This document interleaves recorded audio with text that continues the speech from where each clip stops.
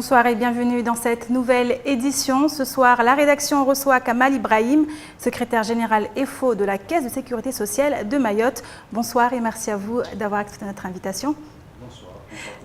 Nous parlerons avec vous ce soir de ce rapprochement entre la Caisse d'allocation familiale et la CSSM de Mayotte. Ainsi, dès le début d'année prochaine, la CAF de Mayotte sera rattachée non plus à la Caisse de la Réunion, mais à celle de Mayotte. On y reviendra plus amplement dans ce journal, mais en attendant, voici les titres de ce lundi 20 octobre.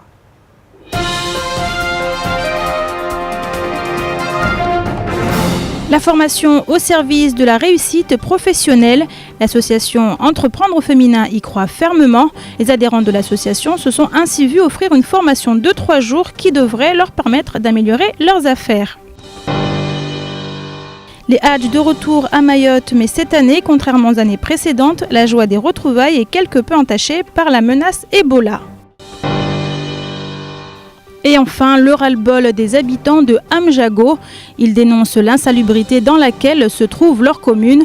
Les réactions dans ce journal.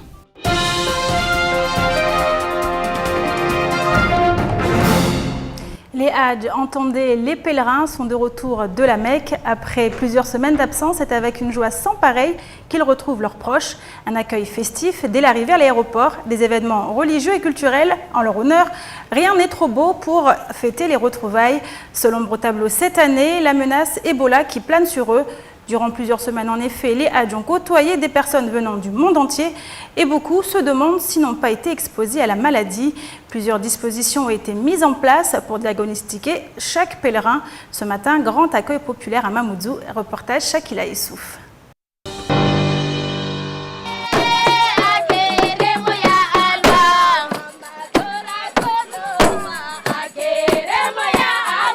Les pèlerins sont accueillis comme tous les ans comme des rois. Ils étaient nombreux de l'amphidrome en passant par la barge à animer de chants et de tambours la traversée.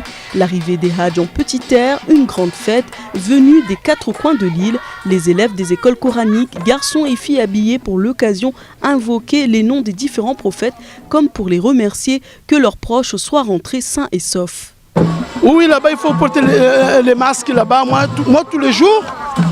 Tu vois, je ne tousse pas parce que moi, tous les jours, je porte les masques. Parce que là-bas aussi, il y a des saletés parce que comme il y a de monde, là, il y a de l'eau partout, il y a un peu de moustiques. Tous les gens, ils toussent, surtout dans la mosquée, tous les gens, ils toussent. Mais moi, avec ma femme, toujours, tous les jours, il faut apporter les masques. Obligatoire. Les voitures étaient décorées, les fidèles ornés de colliers de bienvenue. Il faut respecter la tradition. Les aînés étaient présents pour guider les plus jeunes. Pour le plus grand plaisir des passants, la fête pour l'arrivée des Hadj a duré toute la journée. Que Dieu fasse que tous les musulmans de Mayotte soient protégés, qu'il nous donne la santé, le bonheur, la prospérité, qu'il accepte nos Hadj. Une ambiance bien de chez nous en Salouva pour les filles et en Boubou pour les garçons. Mayotte aujourd'hui voit arriver les derniers croyants de retour de la Terre Sainte. Plusieurs dispositifs étaient en place pour s'assurer qu'aucun pèlerin ne rentre contaminé. Ainsi, de nombreuses visites étaient effectuées à chaque destination avec un groupe d'infirmiers et de médecins qui étaient affectés aux différents groupes de fidèles. Et face au virus, Mayotte n'est pas plus épargnée que les autres pays. Le risque d'importation du virus Ebola par la voie des mers n'est pas à exclure. Les contrôles devraient être renforcés au niveau des ports, et ce, afin de prévenir toute situation à risque. Écoutez à ce propos le maître du port de plaisance de Mamoudzou au micro d'Abbas Alidi. Nos procédures sont quand même assez blindées et nous permettent de savoir qui est à bord, le nombre de personnes et l'origine, la dernière provenance. Mais on veut remonter un petit peu plus en amont, de connaître les 2 ou 3 escales précédentes, à savoir s'il pourrait y avoir notamment un risque de contamination avant de les autoriser à descendre à terre sur l'île de Mayotte.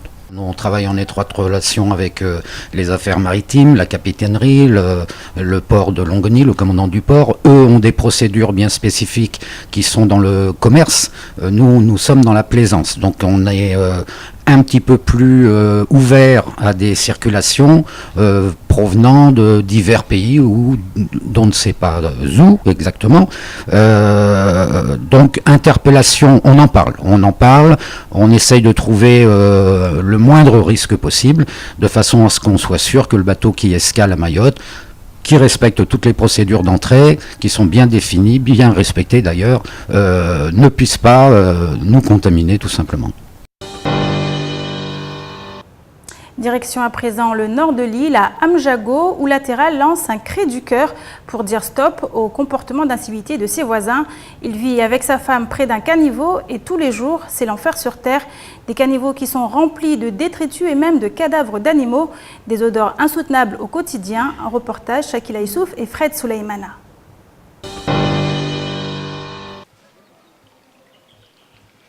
Le spectacle est accablant et les odeurs de cadavres et de repas règnent désormais à Amjago. Ainsi, les déchets descendent directement à la mer, une pollution quotidienne. Entre résignation et espoir, le chanteur Latéral veut se faire entendre. Si on parle de l'îlot au parfum, c'est pas aujourd'hui. Ou c'est ça pour faire venir le touriste à Mayotte. Je ne vois pas l'intérêt à la collectivité mettre le paquet sur la télévision. Voilà, qui montrer de langue et autres, au lieu d'abord faire une campagne pour nettoyer d'abord, donner le moyen, comment, ou punir les gens qui font ça, tu vois. Tous les égouts, ils arrivent là, il y a des gens qui regardent, des gens ils jettent leurs poubelles là. Triste constat que fait l'artiste depuis plusieurs années. Il se bat pour dénoncer et faire changer les mentalités afin de protéger la nature. Et rien n'y fait malgré le fait qu'il nettoie les lieux avec son voisin métropolitain 2 fois par mois. Le message ne passe pas. Au contraire, son voisinage lui reproche de faire le travail de la mairie. On ne peut pas laisser une situation comme ça traîner parce que ça fait plus de 2 ans. Je me bats contre ça, mais je crois que je n'ai plus l'espoir. Je crois qu'au jour d'aujourd'hui, il faut employer une autre méthode. Je crois qu'il faut mettre des amendes. C'est au bord des larmes que l'artiste nous montre l'état des abords de sa maison. Et si cet appel n'est pas entendu, très prochainement, il compte sortir un clip qui parle de ce fléau dans le but de le faire diffuser même sur des chaînes étrangères, et ce afin que le monde réponde à son appel au secours. L'association Entreprendre Féminin ne cesse de redoubler d'efforts, encore et encore, pour soutenir et satisfaire ses adhérentes. Une formation de 3 jours leur est actuellement proposée. 3 jours de cours intensifs durant lesquels plusieurs thématiques seront abordées. Objectif ici est de permettre à ces femmes actives, réactives, qui ont ouvert ou qui souhaitent ouvrir leur propre entreprise d'assurer une meilleure gestion de leur business. Les images sont signées Abbas Alidi. Management, communication, développement commercial, gestion informatique. Des notions qu'il faut maîtriser pour la pérennité d'une entreprise. Ces femmes l'ont bien compris. Elles sont 16 aujourd'hui à suivre cette formation. Chefs d'entreprise aguerris ou futurs entrepreneurs. Toute la journée, elles prennent des notes. Au programme ce matin, qu'est-ce que le management? Comment manager? En quoi est-ce important? On rencontre des problèmes aujourd'hui, les entreprises rencontrent des problèmes aujourd'hui entre entrepreneurs et salariés et employés. Pourquoi? Parce que tout d'abord, chacun pense pour soi. Les employés pensent pour eux, les patrons pensent pour eux. Et je pense que si chacun prenait le temps d'apprendre à connaître l'autre, que l'employé connaisse les problèmes de l'entreprise ou que l'entrepreneur connaisse les problèmes de son employé, qu'il y ait un minimum d'échange et de communication, je pense que ça serait un petit peu moins compliqué. Cette formation a été rendue possible grâce à la DIECT. Et c'est le cabinet Néo Formation de La Réunion qui se chargera durant ces 3 jours de dispenser les cours. Accompagner les entrepreneurs, une nécessité pour l'association Entreprendre Féminin. On est toutes chefs d'entreprise, mais chacune a sa formation, chacune est bien dans son domaine. Souvent, on a des femmes qui sont artisans, donc sont bien techniquement, mais tout ce qui est administratif, tout ce qui est gestion, ils ont des difficultés. Donc cette formation, elle est faite pour celles qui sont vraiment dans le besoin. En février, une autre session est prévue. Au total, 20 entrepreneurs vont suivre cette formation de 3 jours. D'autres thèmes devraient être abordés dans les prochains mois, tels que la fiscalité ou encore l'aspect juridique. En attendant, parmi les femmes interrogées sur le choix de la prochaine thématique, elles sont nombreuses à répondre l'octroi de mer. Nous en parlions en fin de semaine dernière. Selon le projet de loi de finances 2015, dès janvier prochain, la Caisse de sécurité sociale de Mayotte et la Caisse d'allocation familiale de Mayotte ne feront plus qu'un. Les agents des deux structures devraient donc très prochainement être réunis sur un même site. Et si pour le moment, les directions des deux établissements se font encore très discrètes, les salariés, eux, sortent petit à petit de leur silence. Les précisions d'Abi Saïda Dinani. Acceptation du côté des agents de la Caisse de sécurité sociale de Mayotte. Inquiétude pour le personnel de la Caisse d'allocation familiale du territoire. Car c'est bien la CAF qui sera rattachée à la CSSM après avoir longtemps dépendu de la Réunion. Le gouvernement va-t-il réaliser des économies au détriment des Mahorais? Quel statut pour les agents de la CAF? Y aura-t-il une différence de traitement selon les agents concernés? Voilà certaines des questions qui taraudent le personnel. Au niveau des salariés, donc, du côté de la CSSM, il n'y a pas de problème particulier. Les gens voient plutôt d'un bon œil parce que ça leur permet donc une ouverture, plus de mobilité interne. Mais du côté de la CAF, je sais que les collègues sont un peu inquiets parce que ce n'était pas du tout l'aspiration des collègues. Ils souhaitent plutôt une CAF de plein exercice. Et d'autant plus que du côté de la CFE-CGC, on a toujours été constant de ce côté-là. On a toujours plaidé pour une CAF de plein exercice à Mayotte, d'autant plus que Mayotte, c'est le département le plus jeune de France. La Caisse de sécurité sociale de Mayotte gère 151 000 bénéficiaires maladie pour 13 000 cotisants et 4 500 retraités. Tandis que l'établissement des allocations familiales de Mayotte s'occupe de plus de 20 000 allocataires et de 85 623 bénéficiaires familles. La CSSM compte environ 220 agents, la CAF un peu moins de 80 personnes. Ce futur changement impactera d'une manière ou d'une autre les usagers. On a eu une réunion avec les représentants du personnel et puis avec les cadres managers. On nous a rassurés en nous disant qu'après tout, ce n'est pas vraiment une fusion en soi et que chacun reste dans ses périmètres. Toutefois, nous, on est inquiets d'une chose, c'est qu'on a peur que le gouvernement fasse des économies sur le dos de la CAF de Mayotte parce que nous, une CAF de plein exercice, c'était quand même mieux parce qu'on était sûr qu'on n'allait pas nous rentrer dans des spécificités. On sait que les spécificités, ici, souvent, ce n'est pas toujours pour donner des avantages aux Mahorais, c'est plutôt pour enlever ce que les Mahorais peuvent prétendre. Moins d'intermédiaires, moins de pôles devrait ainsi améliorer l'efficacité. C'est en tout cas le but de cette fusion. Beaucoup d'interrogations subsistent néanmoins encore aujourd'hui. Par exemple, de quels moyens disposera la structure? D'ici la fin de l'année, le voile devrait être levé. Reste à savoir si la situation conviendra à tout le monde. Kamal Ibrahim, vous êtes secrétaire général et FO à la Caisse de sécurité sociale de Mayotte, la CSSM. Et justement, on voit que les choses sont vraiment actées. La CAF de Mayotte sera désormais rattachée à la CSSM. Oui, d'abord, je tiens à dire bonsoir à tous les téléspectateurs parce qu'effectivement, c'est un sujet qui nous touche tous. C'est assez important. Mais il y a pas mal de choses qui ont été dites. Les inquiétudes, ils y sont. Les vigilances, ils y sont. Il y a plein de choses qui arrivent. Certes, c'est bien. Mais il faudrait d'abord comprendre... J'ai deux contextes que j'ai envie quand même de mesurer, de vous le présenter en plus. C'est d'abord le contexte financier où aujourd'hui on demande à toute institution, à toutes les instances, les institutions nationales, à faire des efforts pour pouvoir participer à l'équilibre financier que souffre la France. Ça, c'est un. Deux, en ce qui me concerne d'ailleurs, c'est plutôt porter du doigt sur la politique salariale, c'est-à-dire la gestion des ressources humaines de l'ensemble du régime général, de l'ensemble du personnel du régime général.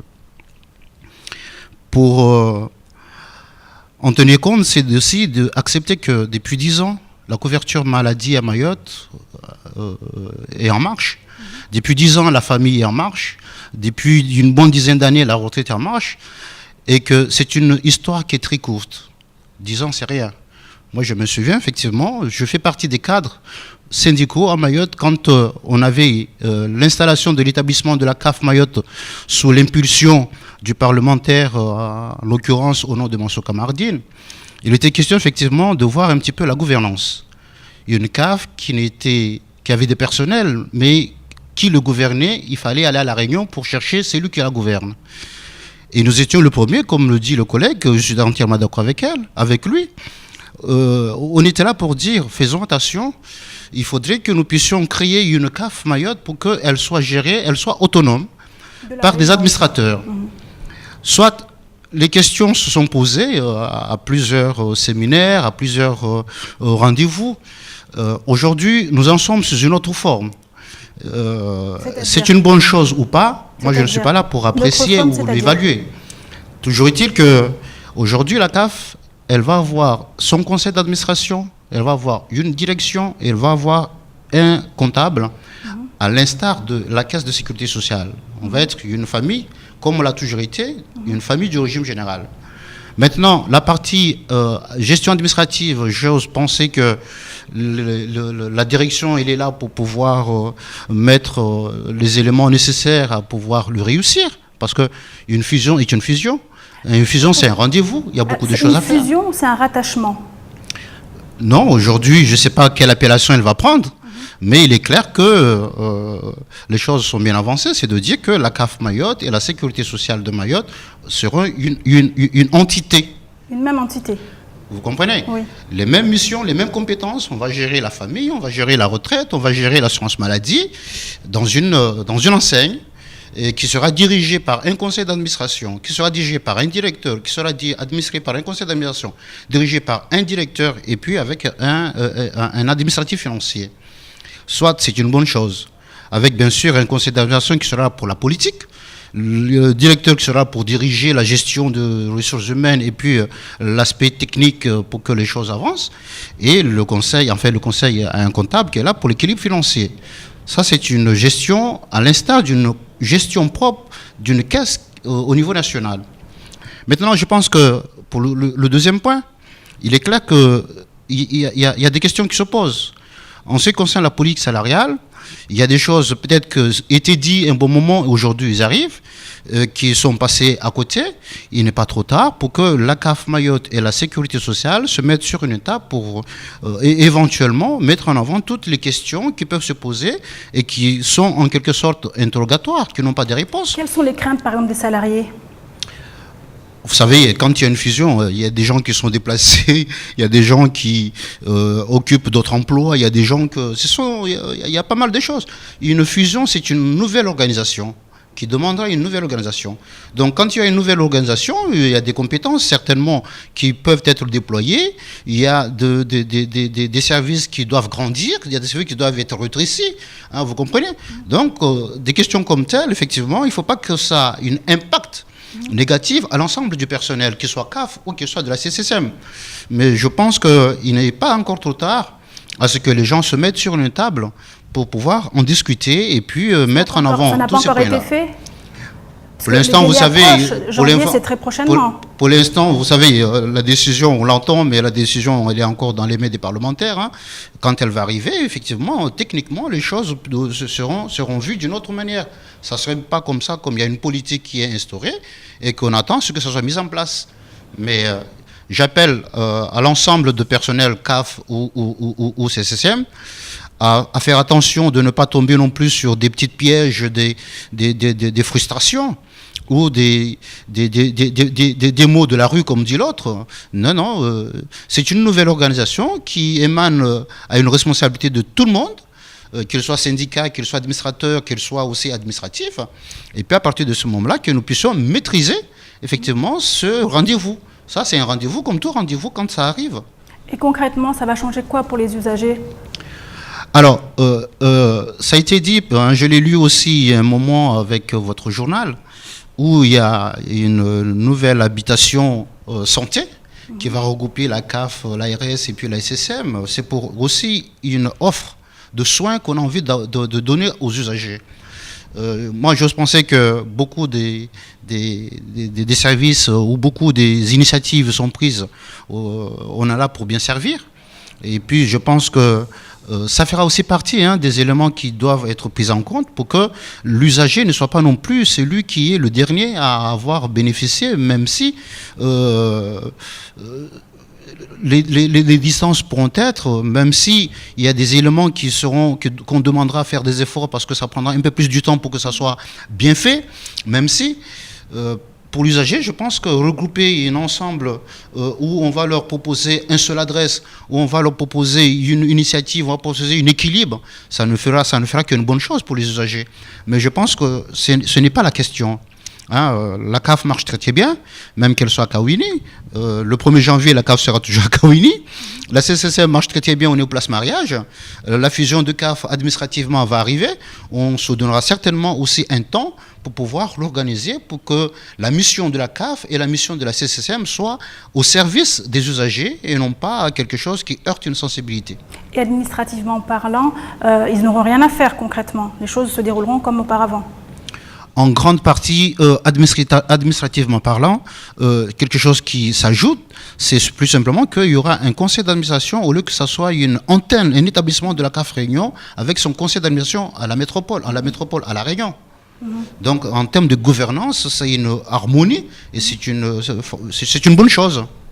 Les usagers vont maintenir leur numéro d'allocataire et autres immatriculations. Il n'y a rien qui va changer. Il n'y a rien qui va changer. Ils ne vont pas s'inquiéter. Non. C'est plutôt voir que la partie technique, qu'est-ce qui va être fait pour que ça soit amélioré, qu'est-ce que ça va heurter, quelle sensibilité, et puis à partir de là, quelles seront les attentions particulières qui seraient apportées.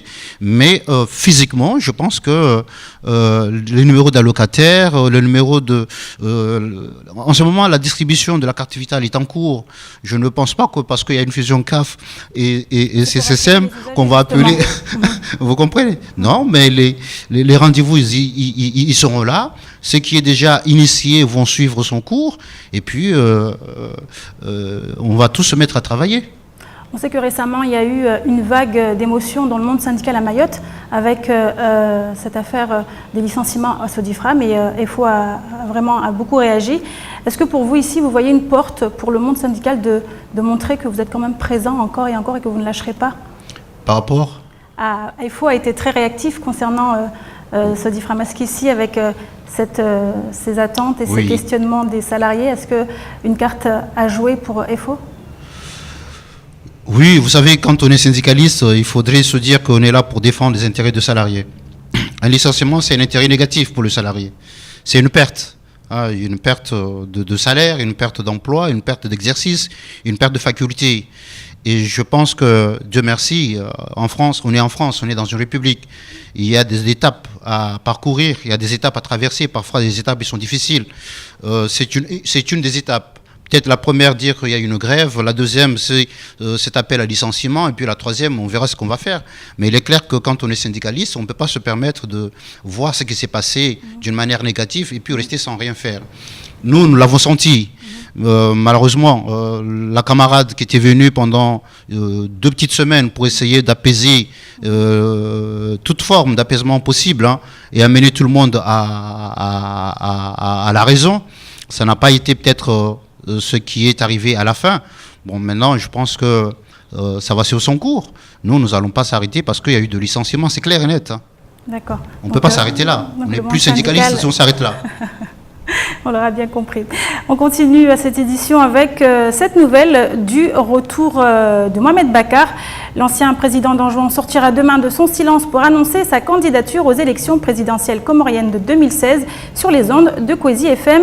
Un retour qui ne se fera pas sans mal. Nombreux sont les Anjouanais à ne pas avoir pardonné à celui qu'il qualifie de bourreau. Beaucoup gardent encore en mémoire les émeutes de 2009 à Mayotte provoquées par son arrivée en bateau. La guerre civile guettait alors l'archipel des Comores. Il y a 7 ans, Mohamed Bakar accordait cette interview à Patrick Millan. Ce dernier avait expliqué qu'il ne quitterait jamais Anjouan et qu'il se battrait jusqu'à sa dernière goutte de sang. Souvenez-vous. pour l'avenir de ce pays, pour le bien-être de ce pays, jamais Bakar ne cédera pas. J'y crois à une union plurielle, j'y crois à une union où on pourrait avoir ce qu'on appelle aujourd'hui une union de manière beaucoup plus bénéfique et aux Grands Comoriens, et aux Moéliens, et aux Grands Comoriens. Mais jamais je ne céderai pour des gens qui ne voient que leur petit bénéfice. Lui, Madera, lui, il s'en fout. Ce qu'il importe pour lui, c'est de venir aux Comores, on lui dire « Ah, il a gagné », même si 3 jours après, 4 jours après, la crise ressurgit. Un bateau avec des Tanzaniens à bord, il y aura probablement des mitrailleuses pointées sur Anjouan. Ça vous fait pas peur tout ça? Peut-être pas vous, mais le peuple, votre peuple. Ce qui me fait peur, c'est quand j'y pense qu'effectivement depuis 1995 que l'Union africaine commence à s'y intéresser de la crise comorienne, elle n'a jamais amené la solution idéale.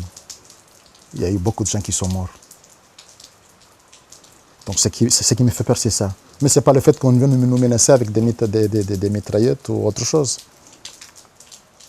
Le plus important, c'est le bien-être de tout le peuple comorien. Et de ça, je n'y céderai pas. S'il faudra que je sois sur la liste de ceux qui ont laissé leur vie, je suis prêt à le faire. Mais pour l'intérêt suprême de cette nation, de ce pays, mon pays que j'aime beaucoup, non, je ne céderai pas. Vous serez prêt à mourir pour ça? Entièrement. Et je vous propose de continuer cette édition avec un tour d'horizon de l'actualité en bref, et c'est présenté par Abi Saïd Adinani.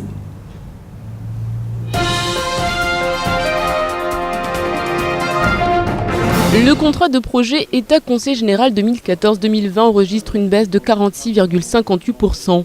Ce contrat permet à l'État de s'engager sur la programmation et le financement pluriannuel de projets importants, tels que la création d'infrastructures ou encore le soutien à des filières d'avenir.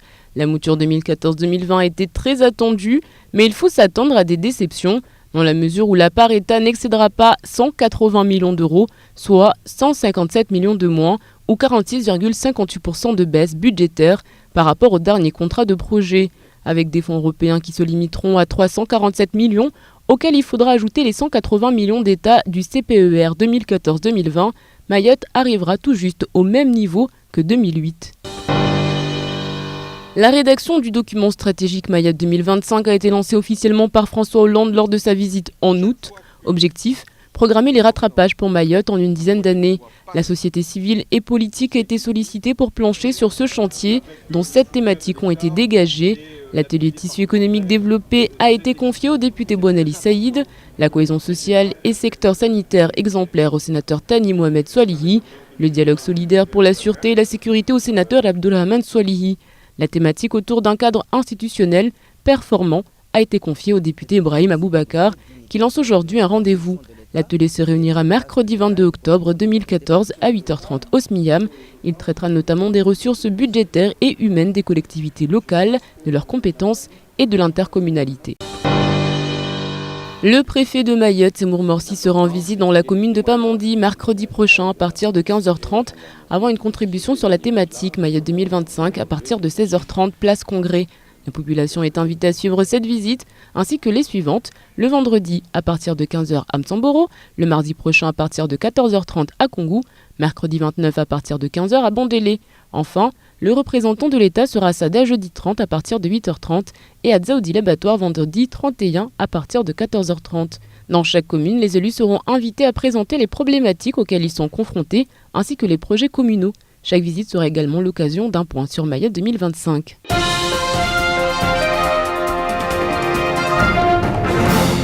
Et de la bonne humeur pour finir ce journal, Tari, Ponzo, Ukumbi, autant de célébrations culturelles qui rassemblent la communauté des îles de l'océan Indien. Chaque week-end, des familles se réunissent au sein d'une association qu'on appelle le Chikao. Elles cotisent alors pour participer aux événements de la vie des personnes issues de la même famille ou du même village. Ce samedi avaient lieu les festivités de remerciement d'une cérémonie appelée le Ponzo. Ici, le principe est simple. Toutes les mamans présentes devaient glisser un billet dans une boîte pour célébrer le passage de l'enfance à l'adolescence de la fille d'une des adhérentes de leur Chikao, Shakila Issouf et Leslie Vimné.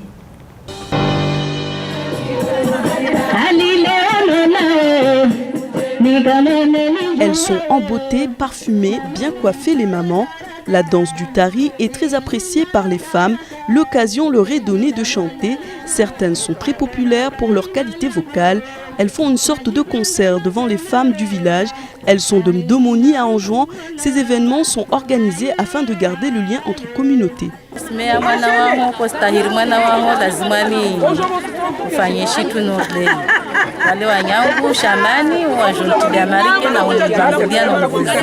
Une grosse boîte est mise à disposition pour la cotisation du village.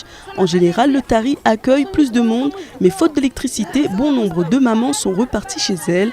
Ce samedi à Cavani Sud, sur le terrain de pétanque, les mamans du quartier se sont mobilisées afin de célébrer le passage de l'enfance à l'adolescence de la fille de Mama Safi.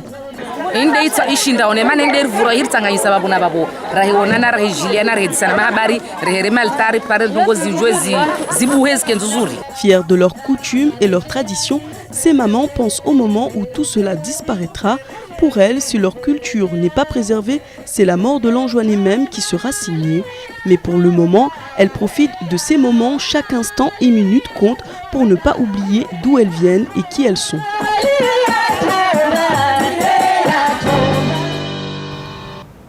C'est ici que s'achève cette édition. Merci à vous de l'avoir suivi. Merci à vous, Kamal, d'avoir répondu à nos questions. Merci à vous aussi. Dans quelques instants, vous retrouverez Ornella Perrine pour la météo. Je vous souhaite une excellente soirée sur KTV.